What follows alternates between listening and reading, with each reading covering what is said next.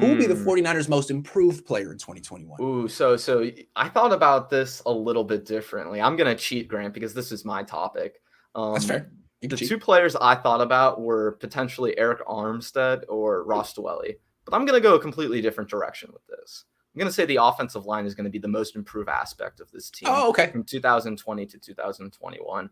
And it's because of something I said earlier. If you look at the run blocking grade versus the pass blocking grade, this team was so bad in pass protection last year. They're not going to be forced to be put in that situation as much this year, hopefully. So I think if they run the ball more, with the addition of Aaron Banks, with the addition of Alex Mack, it's going to create a stability along this offensive line that they haven't had almost this entire regime. I think the closest thing they got to that was 2019, but even then Joe Staley got hurt and they still had a lot of movement along that offensive line. So for me, if they can keep this unit cohesive, then yeah, this will be by far, I think, the most improved group out of all the 49ers position groups.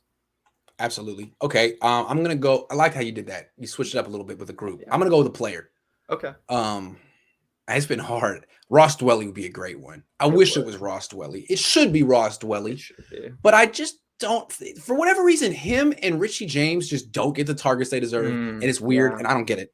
It's a Kyle thing. I don't know. If I could sit down with Kyle, I think if I had a one-on-one interview with Kyle Shanahan, the first question would be like, why don't you throw the ball to Ross Dwelly more? And then my follow-up would be like, yeah, but why don't you throw the ball to Ross Dwelly more? And I'd ask that 7 times and be like, well, thanks a lot, Kyle. It was really informative. So I'm not gonna predict Ross. I'm not gonna predict Richie.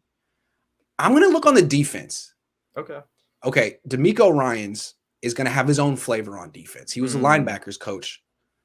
Who's he gonna feature? Who's gonna be his secret weapon? We know with Robert Saleh, it was K'Wan Williams. Right. I think he's mentioned he wants to blitz more. A lot of times when you're blitzing, you're bringing linebackers, not nickelbacks. This guy was a linebacker coach, and he has personally developed Dre Greenlaw the last 2 years. Dre Greenlaw is a good player, but he's not really ever going to be special in coverage. No. Really in any, especially man-to-man. But that doesn't mean you can't blitz him. No. I mean, he's faster than Warner, I think. He's much shorter than Warner. He might be a little bit more equipped to slip through the cracks. He might have some potential as a blitzer that the Niners could unlock, specifically D'Amico Ryans. And if he ends up with 5, 6, 7 sacks, then absolutely he'll be the most improved player. And I really like that because specifically D'Amico talked about putting this team in more base personnel with their coverage. So when you do that sort of stuff, and he's already talked about this too, he's going to have to create pressure in alternative ways. And the way you do that, like you said, is with linebackers, even with safeties. I think a guy I should have thought about for this award, and just as you were saying Greenlaw's name, I thought of Jaquaski Tart. You know, if he's able to stay healthy, I think he could really flourish in this D'Amico Ryans sort of defense, to where they're going to be finding different ways to create pressure other than the pass rush. So when I think about that, and when you're mentioning with that, Jaquaski Tart stands out, and I think he'll get a lot more opportunity this year. And also Javon Kinlaw, because he has law in his name like Greenlaw. And when you have Kinlaw and Greenlaw in the box together, it's a good combination. I didn't go with Kinlaw. I'd like Kinlaw as a player. Yeah. If you sign him in free agency, he'd be a good addition. If you drafted him in the back end of round 1, he'd be a good addition. But I just don't think he's ever going to be that real refined pass rusher.